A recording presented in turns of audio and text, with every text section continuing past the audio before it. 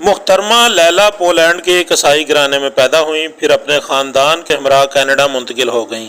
دوران تعلیم لیلا کی ملاقات ایک مسلمان لبنانی طالب علم سے ہوئی۔ دونوں اپنی ملاقاتوں میں مذہب پر بحث کرتے۔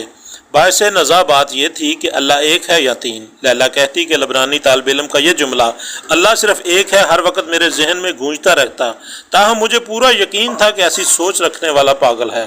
2-3 ماہ اسی ادھیڑ بن میں گزر گئے۔ ایک روز میں اپنے گھر والوں کے ساتھ چرچ گئی تو مجھے پہلی بار چرچ والوں کی یہ بات عجیب سی محسوس ہوئی کہ اللہ، اس کا بیٹا اور روح القدس تینوں مل کر ایک بنتے ہیں۔ ان الفاظ نے مجھے جھنجھوڑ کر رکھ دیا اور میں سوچنے لگی، اگر اللہ ایک ہے تو اس کے بیٹے اور روح اللہ کا کیا مطلب ہے؟ یہ تثلیث کا معاملہ تو عقلی اعتبار سے بالکل ہی ناقابل فہم تھا، جبکہ ایک مسلمان لبنانی نوجوان کی بات قابل فہم تھی کہ اللہ ایک ہے، اس کا کوئی شریک نہیں۔ اسی کشمکش کو ختم کرنے کے لیے میں نے قرآن مجید کا مطالعہ شروع کیا۔ میرے لیے قرآن مجید کا مطالعہ ایک مسرور کن تجربہ تھا۔ رات کو جب سارے لوگ اپنے اپنے بستروں میں دبکے ہوتے تو میں قرآن مجید کا مطالعہ شروع کر دیتی۔